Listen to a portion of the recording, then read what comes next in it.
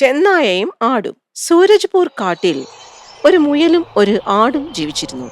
അവർ രണ്ടുപേരും ഭയങ്കര സുഹൃത്തുക്കളായിരുന്നു. ഒരു ദിവസം രണ്ടുപേരും കാട്ടിലെ പുഴയിൽ വെള്ളം കുടിച്ചുകൊണ്ടിരിക്കുകയായിരുന്നു.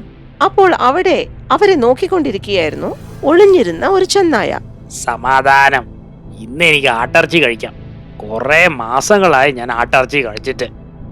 ഇവനെ ഇന്ന് എങ്ങനെയെങ്കിലും എന്റെ കെണിയിൽ കുടുക്കും, എന്നിട്ട് ഭക്ഷണം കഴിക്കും. സൂത്രക്കാരനായ ചെന്നായ മട്ടൻ ബിരിയാണി സ്വപ്നം കണ്ടു തുടങ്ങി. പെട്ടെന്ന് അവന്റെ തലയിൽ ഒരു സൂത്രം ഉദിച്ചു.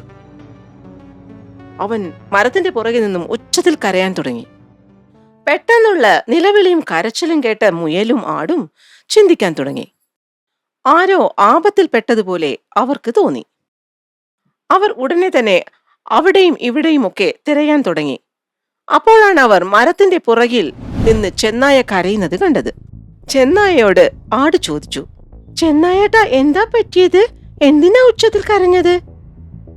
കരയാതെ എന്ത് ചെയ്യാനാണ്? എന്റെ അമ്മയാ ദുഷ്ടനായ സിംഹം കഴിച്ചു. ഞാൻ അനാഥനായി.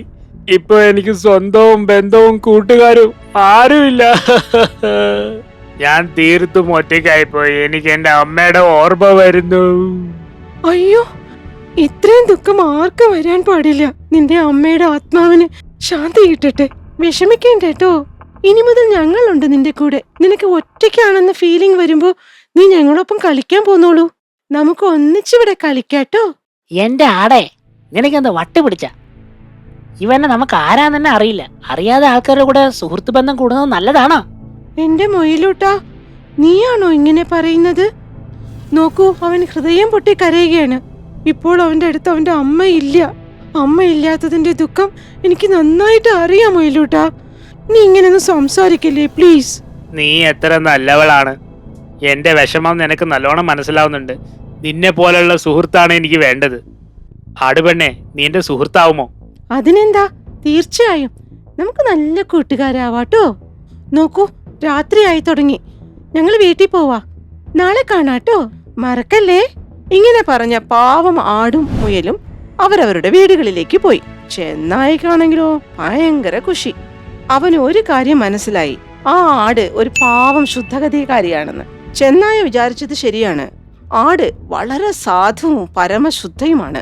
പിറ്റേ ദിവസം ആട് പെണ്ണും മുയലൂട്ടനും കളിച്ചുകൊണ്ടിരിക്കുകയായിരുന്നു. ദുഷ്ടചിന്തയോടെ ചെന്നായ അവിടെ എത്തി.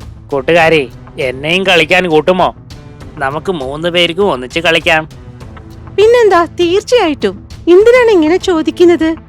ചേട്ടൻ ഞങ്ങളുടെ സുഹൃത്തല്ലേ ഇപ്പോ. വാ, നമുക്ക് കളിക്കാം. ആടെ, നിനക്ക് കളിക്കണെങ്കിലേ നീ കളിച്ചോ. പക്ഷെ എനിക്ക് ഇവനോട് കൂട്ടുകൂടാൻ ഒരു താല്പര്യവുമില്ല. വെറുതെ അല്ല നിങ്ങളുടെ കൂട്ടുകാര ആമയോടെ തോറ്റത്. നീ ഒരു കാര്യം പറ. നീയും ആടും ആദ്യം സുഹൃത്താകുമ്പോൾ നിനക്ക് ഇവളെ കുറിച്ച് എല്ലാം അറിയായിരുന്നോ? ഒരാളെ മനസ്സിലാക്കാനേ കുറച്ച് സമയം എടുക്കും. എനിക്കും പ്രശ്നമില്ല, ആടിനും പ്രശ്നമില്ല. പിന്നെ നിനക്ക് എന്തിനാടാ പ്രശ്നം? മുയലൂട്ടാ, നീ കാര്യങ്ങളൊന്ന് പഠിക്കേ. എല്ലാവരും നിന്നെ പോലെ തന്നെ ആയിരിക്കണമെന്ന് വിചാരിക്കരുത്. ആ ചേട്ടൻ പറഞ്ഞത് ശരിയല്ലേ. എനിക്കും ആ ചേട്ടനും ഒരു പ്രശ്നവുമില്ല. നിനക്ക് എന്താ മുയലൂട്ടാ പ്രശ്നം? നോക്കൂ ആടുപെണ്ണെ, നീ എന്റെ കൂട്ടുകാരിയാണ്. നിന്റെ സുരക്ഷ നോക്കുന്നതേ എന്റെ കടമയാണ്. എന്റെ അഭിപ്രായത്തിൽ നീ ഇവനോട് കൂട്ടുകൂടുന്നത് അത്ര നല്ലതല്ല. പിന്നെ നിന്റെ ഇഷ്ടം. ഇത്രയും പറഞ്ഞ ശേഷം ദേഷ്യവും സങ്കടവും മൂത്ത മുയലൂട്ടൻ അവിടെ നിന്ന് പോയി. പിണങ്ങി പോകുന്ന മുയലൂട്ടനെ തടയാൻ അവൾ ശ്രമിച്ചു. മുയലൂട്ടാ, ഒന്ന് നിക്ക്. ഞാൻ പറയുന്നതൊന്ന് കേൾക്കടാ. ഒന്ന് നിക്കടാ. എത്ര സമാധാനിപ്പിക്കാൻ ശ്രമിച്ചിട്ടും മുയലൂട്ടനെ തടഞ്ഞു നിർത്താൻ ആടുപെണ്ണിന് സാധിച്ചില്ല. ദേഷ്യത്തോട് തന്നെ അവൻ അവിടെ നിന്ന് പോയി. ഇത് കണ്ട് ദുഷ്ടനായ ചെന്നായക്ക് സന്തോഷമായി. കാരണം ദുഷ്ട ചെന്നായയുടെ പദ്ധതിക്ക് തടസ്സമായി നിന്നത് മുയലൂട്ടനായിരുന്നു. ഇപ്പോൾ അതും തീർന്നു. മുയലൂട്ടാ, ഒന്ന് നിക്ക്. വിജനമായ ഒരു പ്രദേശത്ത് കൊണ്ടുപോയി ആടിനെ വേട്ടയാടി തിന്നാനായിരുന്നു ചെന്നായയുടെ പദ്ധതി. പക്ഷേ മുയലൂട്ടൻ പോയപ്പോൾ അവന്റെ പുറകെ പോകാൻ അവൾ ഒരുങ്ങി. പോകുന്നതിന് മുമ്പ് ആട് പറഞ്ഞു, ചെന്നായേട്ടാ, നമുക്ക് പിന്നെ കാണാം. ഞാനിപ്പോ പോവാ. തന്റെ ഇര കൈവിട്ടു പോകുന്നത് കണ്ട ചെന്നായ പരിഭ്രാന്തനായി. ഞാൻ വിചാരിച്ചു ആ മൊയലുകുട്ടൻ ഇവിടുന്ന് പോയ ശേഷം ഞാൻ ആ ആടിനെ കൊണ്ടുപോയി സമാധാനമായിട്ട് കൊന്നു തിന്നാന്ന്. പക്ഷെ അവള് പോയി. കുഴപ്പമില്ല ആടേ, എന്തൊക്കെ നടന്നാലും നിന്നെ ഞാൻ കൊന്നു തിന്നിരിക്കും. ഞാൻ എത്ര കാലം വേണമെങ്കിൽ അതിനു വേണ്ടി കാത്തിരിക്കും. മരത്തിന്റെ പിന്നിൽ ഒളിച്ചിരുന്ന മുയലൂട്ടൻ ചെന്നായയുടെ വാക്കുകൾ മുഴുവൻ കേട്ടു. എടാ കള്ള ചെന്നായേ, നിന്റെ സൂത്രല്ല എനിക്ക് നല്ലോണം അറിയാം. നീ എത്ര പ്ലാൻ വേണമെങ്കിൽ ഇട്ടോടാ, പക്ഷെ എന്റെ കൂട്ടുകാരിയെ സംരക്ഷിക്കാൻ എനിക്കറിയാം.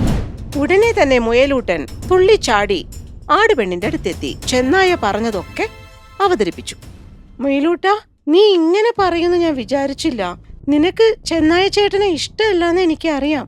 നീ ഇങ്ങനെയൊന്നും പറയരുത് കേട്ടോ. സ്വന്തം അമ്മ മരിച്ച് കഷ്ടപ്പെടുന്ന ഒരു സമയമാണ്. ഹൃദയം തകർന്നു നിൽക്കുന്ന ഒരാളോട് ഇങ്ങനെ സംസാരിക്കാവോടാ? ആടുപെണ്ണേ, ഞാൻ നിന്റെ കൂട്ടുകാരനല്ലേ, എന്നൊന്ന് വിശ്വസിക്കുന്നേ. നിന്റെ ജീവിതം വലിയ അപകടത്തിലാണ്. നീ ഇപ്പൊ എന്റെ വാക്ക് കേട്ടിട്ടില്ലെങ്കിലുണ്ടല്ലോ, ആ ചെന്നായ നിന്നെ കൊന്നു തിന്നും. അയ്യോ മുയലൂട്ട, അയാൾ നമ്മുടെ കൂട്ടുകൂടാനാണ് വന്നത്. അയാളെ വേട്ടക്കാരനാണെന്ന് എന്തിനാടാ നീ പറയുന്നേ? നീ ഇങ്ങനെ പറയുന്നത് ഞാൻ പ്രതീക്ഷിച്ചിട്ടേ ഇല്ല. എടി, ഞാൻ പറയുന്നൊന്ന് കേക്ക് നീ. എനിക്ക് നിന്റെ വിശദീകരണം ഒന്നും കേൾക്കണ്ട. നീ ഇവിടുന്ന് പൊക്കോ മുയലൂട്ട.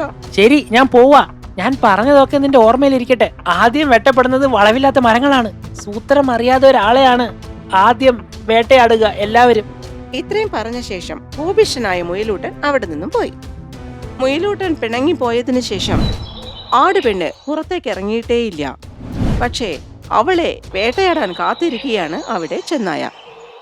കുറേ ദിവസം കാത്തിരുന്നിട്ടും വരാതായപ്പോൾ ചെന്നായ ആടുപെണ്ണിന്റെ വീട്ടിലേക്ക് തന്നെ പോയി. ആടുപെണ്ണേ, വിളഞ്ഞ ചോളവയലിലേക്ക് പോകാം വാ. അവിടെ പോയിട്ട് നല്ല ഫ്രഷ് ആയിട്ടുള്ള ചോളം കഴിച്ച് നമുക്ക് രണ്ടുപേർക്കും കളിക്കാം. ചെന്നായേട്ടാ, നിങ്ങളുടെ സൗഹൃദം കിട്ടിയ ശേഷം എനിക്ക് എന്റെ മുയലൂട്ടന്റെ കൂട്ട് നഷ്ടപ്പെട്ടു. അതുകൊണ്ട് എങ്ങോട്ടും പോകാൻ എനിക്ക് ഒരു ഇഷ്ടം തോന്നുന്നില്ല. എനിക്കറിയാം മൊയലുകുട്ടൻ നിന്നോട് പിണക്കത്തിലാണെന്ന്. കാരണം അവൻ നിന്റെ ശരിക്കുള്ള സുഹൃത്താണ്. നീ അപകടത്തിൽ പെടരുത് എന്നവൻ ഹൃദയപൂർവ്വം ആഗ്രഹിക്കുന്നു. സത്യം പറയുകയാണെങ്കിൽ ഞങ്ങൾ ചെന്നായ്ക്കൾ ഒരു മുക്കാവാസി അങ്ങനെ തന്നെയാണ്. അവനെ കുറ്റം പറഞ്ഞിട്ടും കാര്യമില്ല, വിശ്വസിക്കാൻ പറ്റാത്തവരാണ് ഞങ്ങള്. പക്ഷെ ഒരു കാര്യം പറയാം, എല്ലാ ചെന്നായ്ക്കളും ഒരുപോലെയല്ല. എനിക്കും നന്നായിട്ട് അറിയാം ചേട്ടാ, എല്ലാവരും ഒരുപോലെ അല്ലെന്ന്. എനിക്കറിയാം ചേട്ടൻ നല്ലൊരു ചെന്നായാണെന്ന്. ആ മുയലൂട്ടനെ എങ്ങനെ പറഞ്ഞു വിശ്വസിപ്പിക്കും ഞാൻ? മനസ്സിലാക്കിപ്പിക്കുന്നതിന് മുമ്പ് നമ്മൾ ആദ്യം പോകേണ്ടത് ആ വിളഞ്ഞ ചോളവയലിലേക്കാണ്. അവിടെ പോയി നല്ല വയറ് നിറയെ ചോളം കഴിച്ച് അവനും കുറെ ചോളം എടുത്തോണ്ട് പോകാം. എങ്ങനെയുണ്ട് എന്റെ ഐഡിയ? ഓ യെസ്, നല്ല ഫ്രഷ് ചോളം അവന് ചേട്ടൻ തന്നെ കൊണ്ടു കൊടുക്കുമ്പോ അവന് മനസ്സിലാവും ചേട്ടൻ എത്ര നല്ല ചെന്നായാണെന്ന്. നേരെ കളയണ്ട, വാ നമുക്ക് വേഗം ആ ചോളവയലിലേക്ക് പോവാം. അങ്ങനെ ആടുപെണ്ണും ചെന്നായയും കൂടി നല്ല വിളഞ്ഞ ചോളം തിന്നാനായിട്ട് പോയി. വിളഞ്ഞു നിൽക്കുന്ന ചോളം കണ്ട് ആടിന് സന്തോഷമായി. വയറ് നിറയെ അവൾ തിന്നാൻ തുടങ്ങി. ചെന്നായ ആടിനെ തന്നെ നോക്കിക്കൊണ്ടിരിക്കുകയായിരുന്നു, തന്റെ പദ്ധതി നടപ്പിലാക്കാനുള്ള സമയത്തിനായി. ഈ പൊട്ടത്തിയാടെ, വയറ് നിറയെ ചോളം കഴിക്ക് വേഗം, എന്നിട്ട് വേണം നിന്റെ മാംസം ഞാൻ കഴിക്കാൻ. നല്ല ചോളം കഴിച്ച് വയറ് നിറച്ച ആടുപെണ്ണ് ഇങ്ങനെ പറഞ്ഞു, ചെന്നായി ചേട്ടാ, എന്റെ വയറ് നിറഞ്ഞു. വാ, നമുക്ക് വീട്ടിലോട്ട് തിരിച്ചു പോകാം. നിന്റെ വയറ് നിറഞ്ഞു ആടെ, പക്ഷെ എന്റെ വയറ് നിറഞ്ഞിട്ടില്ലല്ലോ. ഓ ശരിയാണല്ലോ, എന്നാ ചേട്ടനും വേഗം ചോളം കഴിക്ക്. അല്ല, നിനക്കറിയില്ലേ, ഞങ്ങൾക്ക് ചോളം ഒട്ടും ഇഷ്ടല്ല. അങ്ങനെയോ? അപ്പോ ഞാൻ കഴിക്കാനാണോ ഇവിടെ വന്നത്? പിന്നല്ലാതെ, നീ എന്റെ നല്ല കൂട്ടുകാരിയല്ലേ.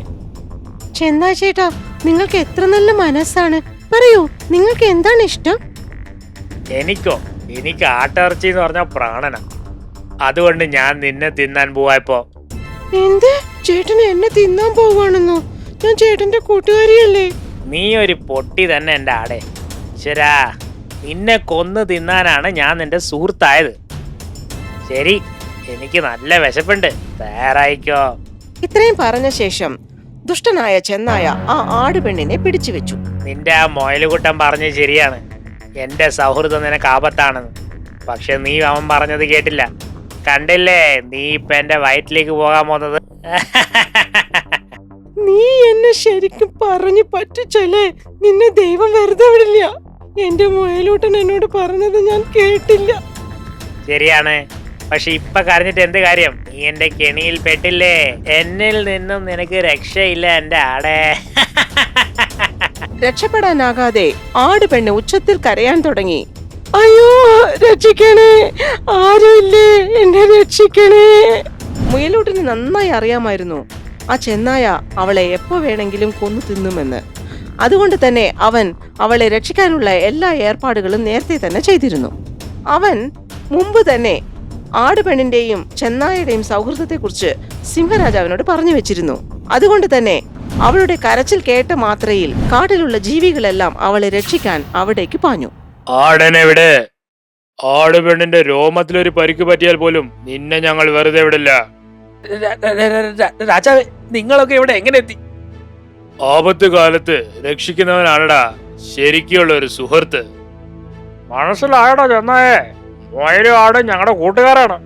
അതുകൊണ്ടാ ഞങ്ങൾ പറഞ്ഞത്, അവൾക്ക് എന്തെങ്കിലും പറ്റിയാൽ നിന്റെ അന്ത്യമായിരിക്കും. ജീവൻ വേണമെങ്കിൽ വിട്ടുപോടാ അവിടുന്ന്. സകല മൃഗങ്ങളുടെയും ദേഷ്യവും കരുതലും കണ്ട ചെന്നായ പേടിച്ച് ആടിനെ വിട്ട് ഓടിപ്പോയി. ആടും വേണ്ട മാടും വേണ്ട, ജീവൻ കിട്ടിയതേ വലിയ കാര്യം എന്റെ ചെന്നായ ഭഗവതി. ചെന്നായ ഓടിപ്പോയ ശേഷമാണ് ആട് പെണ്ണിന് ജീവൻ കിട്ടിയത്. നിങ്ങളോട് നന്ദി പറയാൻ എനിക്ക് വാക്കുകളില്ല. നന്ദി പറയണമെങ്കിൽ മൊയിലുകുട്ടനോട് പറഞ്ഞാ മതി. അവൻ സമയത്ത് വന്ന് ഞങ്ങളെ അറിയിച്ചില്ലായിരുന്നെങ്കിൽ നീ ചെന്നായയുടെ ബ്രേക്ക്ഫാസ്റ്റ് ആയേനെ. ഒരുപാട് നന്ദിയുണ്ട്. ഫ്രണ്ട്ഷിപ്പിൽ no sorry no thank you. ഞാൻ പറയുന്നത് നല്ലോണം ഓർമ്മയിൽ വെച്ചോ. അന്യരോട് കൂട്ടുകൂടുമ്പോൾ പലവട്ടം ആലോചിക്കണം, അതിനവർ അർഹരാണോ അല്ലയോ എന്നൊക്കെ. ആപത്ത് കാലത്ത് നമുക്ക് കൈകൊടുക്കുന്നവനാണ് ശരിയായ സുഹൃത്ത്. അതുകൊണ്ടാണ് പറയുന്നത്, സുഹൃത്ത് ബന്ധം ഉണ്ടാക്കുമ്പോൾ എല്ലാ വശങ്ങളെക്കുറിച്ചും നന്നായി ആലോചിക്കണമെന്ന്. മറ്റു കൂട്ടുകാരോടൊക്കെ നന്ദി പറഞ്ഞ് മുയലൂട്ടനും ആടുപെണ്ണും അവിടെ നിന്നും പോയി.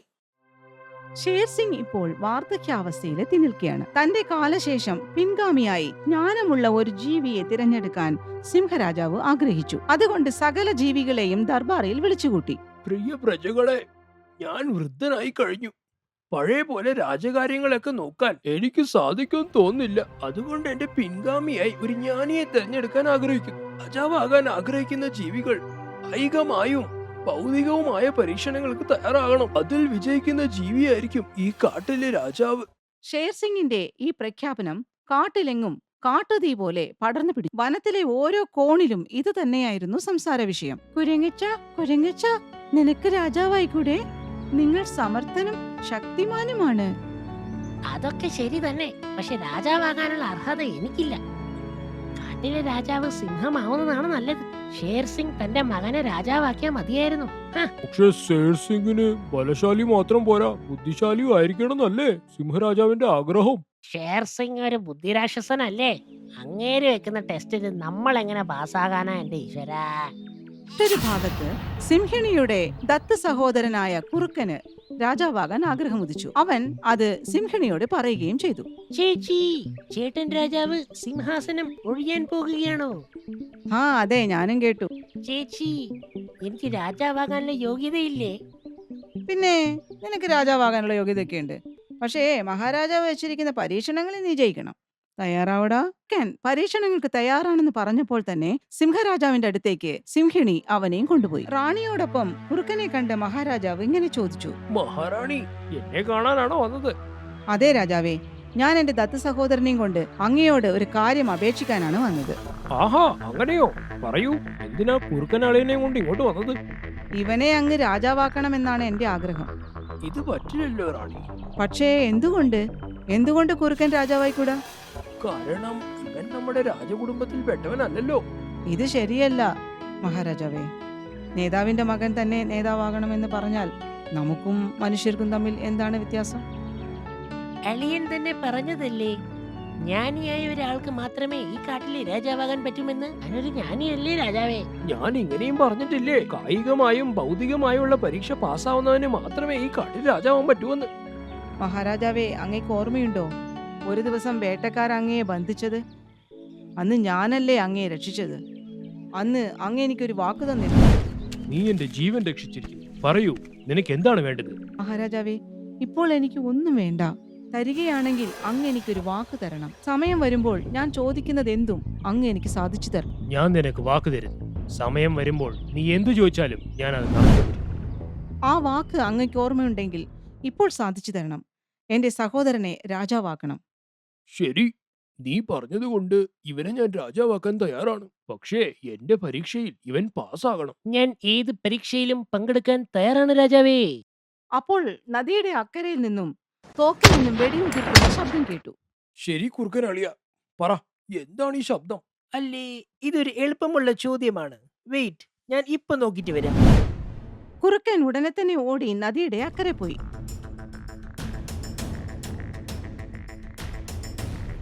ഉടനെ തന്നെ തിരിച്ചു വന്ന് ഇങ്ങനെ പറഞ്ഞു. രാജാവേ, നദിയുടെ അക്കരെ കുറച്ച് വേട്ടക്കാരൻ നിൽക്കുന്നുണ്ട്. അവർ തോക്കുകൊണ്ട് വെടിവെച്ച് വേട്ടയ്ക്ക് പരിശീലനം എടുക്കുകയാണ് രാജാവേ. ശരി, എത്ര വേട്ടക്കാരുണ്ടെന്ന് അന്വേഷിച്ചു പറയൂ. കഠിന പ്രയത്നം ചെയ്താലല്ലേ രാജാവാകാൻ പറ്റില്ലോ. ഞാൻ ഇപ്പൊ നോക്കി തിരിച്ചു വരാം രാജാവേ. എത്ര വേട്ടക്കാരുണ്ടെന്ന് അറിയാൻ കുറുക്കൻ വീണ്ടും നദിയുടെ അക്കരെ എത്തി. കുറച്ചു സമയത്തിനുള്ളിൽ കുറുക്കൻ തിരിച്ചു വന്ന് രാജാവിനോട് പറഞ്ഞു. രാജാവേ, അവിടെ 12 പേരുണ്ട്. 12 വേട്ടക്കാരുണ്ടല്ലേ? ശരി, പറയൂ, അവരുടെ കയ്യിൽ എത്ര തോക്കുണ്ടായിരുന്നു? ഞാനത് എണ്ണാൻ മറന്നുപോയി. ഇപ്പൊ നോക്കിട്ട് വരാം. അവരുടെ കയ്യിൽ എത്ര തോക്കുണ്ടെന്നറിയാൻ വീണ്ടും കുറുക്കൻ അക്കരയ്ക്ക് ഓടി. കുറച്ചു സമയത്തിനുള്ളിൽ എത്ര തോക്കുകളുണ്ടെന്ന് കണക്കെടുത്ത് തിരിച്ചു വന്ന് രാജാവിനോട് പറഞ്ഞു. രാജാവേ, അവരുടെ കയ്യിലൊക്കെ തോക്കുകളുണ്ട്. അതായത് ടോട്ടലായി 12 തോക്കുകളുണ്ട്. ശരി കുറുക്കച്ച, അവരെവിടെന്നാ വന്നതെന്ന് അന്വേഷിക്ക്. പോ. മഹാരാജാവിന്റെ ആജ്ഞ കേട്ടതും വീണ്ടും കുറുക്കൻ അക്കരയ്ക്ക് പാഞ്ഞുപോയി. ഈശ്വരാ, രാജാവെന്നെ ഓടിച്ചോടിച്ച് എന്നെ നടുപൊട്ടിക്കുന്ന തോന്നുന്നത്. ഈ വൃത്തികെട്ട വേട്ടക്കാര് എന്നെ വെടിവെക്കുമോ എന്തോന്നാണ് എനിക്ക് പേടി. എന്ത് ചെയ്യാനാ? ഭയന്നിട്ട് കാര്യമുണ്ടോ? കണ്ടുപിടിച്ചില്ലേ പറ്റൂ. ഒരു രാജാവാകാൻ എന്തൊക്കെ ചെയ്യണം? കുറച്ചു സമയം കഴിഞ്ഞ് മഹാരാജാവിന്റെ മുമ്പിലെത്തിയ കുറുക്കൻ ഇങ്ങനെ പറഞ്ഞു. രാജാവേ, അവര് വടക്കിൽ നിന്നാണ് വരുന്നത്. അവരെങ്ങോട്ടാ പോകുന്നതെന്ന് നീ അന്വേഷിച്ചോ? മഹാരാജാവിന്റെ ചോദ്യശരങ്ങളിൽ കുടുങ്ങി വിവശനായ കുറുക്കൻ പറഞ്ഞു. ചേച്ചി, കണ്ടില്ലേ, രാജാവിന് എന്നെ രാജാവാക്കാൻ ഇഷ്ടമല്ല. അതുകൊണ്ട് എന്തൊക്കെയോ ചോദ്യം ചോദിച്ച് എനിക്ക് അറിയാത്ത കാര്യങ്ങളെല്ലാം കണ്ടുപിടിച്ച് വരണമെന്ന് പറയുന്നു. വിഷമിക്കല്ലേ അനിയ, ഞാൻ കാര്യം ചോദിച്ചു പറയാം. അങ്ങ് എന്താണ് ചിന്തിക്കുന്നത്? എന്റെ അനുജനെ രാജാവാക്കേണ്ട എന്ന് തീരുമാനിച്ചതുകൊണ്ടാണോ ഇങ്ങനെയുള്ള ചോദ്യങ്ങൾ ചോദിക്കുന്നത്? ഈ സമയത്താണ് ഷേർസിംഗിന്റെ മകനായ ഷംഷേർ സിംഗ് അവിടെ എത്തിയത്. ഇതൊക്കെ കണ്ടുകൊണ്ടിരുന്ന കരടി പറഞ്ഞു. രാജാവേ, എല്ലാവർക്കും ഒരു അവസരം നൽകണം. ഞങ്ങളുടെ എല്ലാവരുടെയും അഭിപ്രായം രാജകുമാരനും ഒരു അവസരം നൽകണമെന്നാണ്. അതെ രാജാവേ, രാജകുമാരനും ഒരു അവസരം നൽകണം. അതാണ് ശരി. പ്രിയ പ്രജകളെ, അടുത്ത രാജാവ് ഒരു ജ്ഞാനിയും ബലശാലിയും ഒക്കെ ആയിരിക്കണം. മനസ്സിലായില്ലേ? രാജകുമാരന് രാജാവാണെങ്കിൽ അവനും പരീക്ഷ കൊടുക്കണം. എന്താ, പരീക്ഷ കൊടുക്കാൻ തയ്യാറാണോ? അതെ, ഞാൻ തയ്യാറാണ് അച്ഛാ. രാജകുമാരൻ തയ്യാറാണെന്ന് പറഞ്ഞപ്പോൾ കാട്ടിലെ മൃഗങ്ങളൊക്കെ സന്തോഷിച്ചു. വീണ്ടും അക്കരയിൽ നിന്നും വെടിയുതിർക്കുന്ന ശബ്ദം കേട്ടു. രാജകുമാര, നീ ഇപ്പൊ കേട്ട ശബ്ദം, നിനക്ക് രാജാവാകണമെങ്കിൽ ആ ശബ്ദത്തിന്റെ ഉറവിടം കണ്ടെത്തിയിട്ട് വരൂ. ഇപ്പൊ കണ്ടുപിടിച്ചിട്ട് വരാം. രാജാവിന്റെ ആജ്ഞ അനുസരിച്ച് രാജകുമാരൻ നദിയുടെ അക്കരെ പോയി ശബ്ദത്തിന്റെ ഉറവിടം അന്വേഷിക്കാൻ തുടങ്ങി. സമയം കുറെ കഴിഞ്ഞിട്ടും രാജകുമാരൻ തിരിച്ചെത്തിയില്ല. ഇത് കണ്ട കുറുക്കൻ ഇങ്ങനെ പറഞ്ഞു. തെറ്റിദ്ധരിക്കരുത് രാജാവേ, ഇത്രയും നേരെയായിട്ടും രാജകുമാരൻ തിരിച്ചു വന്നില്ല. ഈ സമയം കൊണ്ടാണ് ഞാൻ 10 പ്രാവശ്യം ഓടിപ്പോയി തിരിച്ചു വന്നത്. കുറച്ചു നേരം ക്ഷമിക്കൂ കുറുക്ക, രാജകുമാരൻ എന്തായാലും തിരിച്ചു വരും. രാജകുമാരൻ തിരിച്ചു വന്നില്ലെങ്കിൽ പിന്നെ ഞാനല്ലേ രാജാവ്. രാജകുമാരൻ തിരിച്ചു വന്നില്ലെങ്കിൽ പിന്നെ ഞാനല്ലേ രാജാവ്. കുറച്ചു സമയം കഴിഞ്ഞപ്പോൾ ഷംഷേർ സിംഗ് തിരിച്ചെത്തി. സിംഹരാജാവ് ജയിക്കട്ടെ. അക്കരെ 12 വേട്ടക്കാർ തങ്ങളുടെ തോക്ക് ഉപയോഗിച്ച് വേട്ട ചെയ്യാനുള്ള പരിശീലനം എടുക്കുകയാണ്. അവരൊക്കെ വടക്കുന്നാണ് വന്നത്. ഇന്ന് രാത്രി നമ്മുടെ കാട്ടിലാണ് വേട്ടയാടാൻ തീരുമാനിച്ചിരുന്നത്. പക്ഷെ ഞാൻ എന്റെ ജീവൻ പണയപ്പെടുത്തി അവരെ അയൽക്കാട്ടിലേക്ക് ഓടിച്ചു വിട്ടു. നീ നിന്റെ ജീവൻ പണയപ്പെടുത്തിയിട്ടാണോ ഈ കാര്യം ചെയ്തത്? ഇല്ല, ആ വേട്ടക്കാരെന്നെ കണ്ടപ്പോൾ അവരെന്റെ പുറകെ ഓടാൻ തുടങ്ങി. അവർ തോക്കുകൊണ്ട് എന്നെ വെടിവെക്കാൻ ശ്രമിച്ചു. അപ്പോൾ ആ തോക്കിൽ നിന്ന് എന്റെ ജീവൻ രക്ഷിക്കാനല്ല ഞാൻ വിചാരിച്ചത്. നമ്മുടെ കാടിനെ രക്ഷിക്കുക എന്ന കടമ മാത്രമേ എനിക്ക് ഓർമ്മയുണ്ടായിരുന്നുള്ളൂ. അപ്പോൾ അവരെ ഓടിക്കാൻ എനിക്ക് കുറച്ച് സമയമായി. അതുകൊണ്ടാണ് ഞാൻ വരാൻ വൈകിയത്. ഇത് കേട്ട കുറുക്കൻ ലജ്ജിച്ച് തല താഴ്ത്തി. രാജാവേ, നമ്മുടെയൊക്കെ ജീവൻ രക്ഷിച്ച രാജകുമാരന് മാത്രമേ രാജാവാകാൻ യോഗ്യതയുള്ളൂ. ഞാൻ പറഞ്ഞത് ശരിയല്ലേ? അതെ അതെ, രാജകുമാരൻ തന്നെയാണ് അടുത്ത രാജാവ്. മഹാറാണി, നമ്മുടെ കുമാരനെ നമുക്ക് നേരിട്ട് രാജാവാക്കാം. പക്ഷെ അവൻ യോഗ്യനാണോ അല്ലയോ എന്ന് അറിയേണ്ടത് നമ്മുടെ കടമയല്ലേ? അതുകൊണ്ടാണ് എല്ലാവരെയും പോലെ രാജകുമാരനെയും ഞാൻ പരീക്ഷയിൽ പങ്കെടുക്കാൻ പറഞ്ഞത്. മനസ്സിലായോ? എന്റെ ദത്തളിയൻ പരീക്ഷയിൽ തോറ്റിരിക്കുന്നു. പറയൂ റാണി, ആരെയാണ് ഞാൻ ഈ കാട്ടിലെ രാജാവാക്കേണ്ടത്? നീ തന്നെ പറയൂ. സിംഹിണി ആലോചിക്കുന്നതിന് മുമ്പ് തന്നെ കുറുക്കൻ പറഞ്ഞു. മഹാരാജാവേ, രാജാവാകാനുള്ള മോഹം കൊണ്ട് ഞാനൊരു കാര്യം മറന്നു. കാട്ടിലെ രാജാവ് സിംഹം തന്നെ. അതുകൊണ്ട് രാജകുമാരൻ ശംഷേർ സിംഗിനെ തന്നെ രാജാവാക്കണം. ഇത് അങ്ങയോടുള്ള എന്റെ അപേക്ഷയാണ്. പിന്നെ ഷേർ സിംഗ് തന്റെ മകനായ യുവരാജാവിനെ കാട്ടിലെ രാജാവായി കിരീടമണിയിച്ചു. ഇത് കണ്ട് സന്തോഷിച്ച മൃഗങ്ങളൊക്കെ ഒറ്റ സ്വരത്തിൽ പറഞ്ഞു, ഷേർ സിംഗ് സിന്ദാബാദ്, ശംഷേർ സിംഗ് സിന്ദാബാദ്. ഷേർ സിംഗ് സിന്ദാബാദ്, ശംഷേർ സിംഗ് സിന്ദാബാദ്. ഞങ്ങളുടെ വീഡിയോസ് എല്ലാം നിങ്ങൾക്ക് ഇഷ്ടപ്പെട്ടെങ്കിലേ ഈ ചാനലിന് സബ്സ്ക്രൈബ് ചെയ്യാൻ മറക്കരുത് കേട്ടോ. വേറൊരു കാര്യം, വീഡിയോ ലൈക്കും ഷെയറും ചെയ്യണം. ചെയ്യില്ലേ?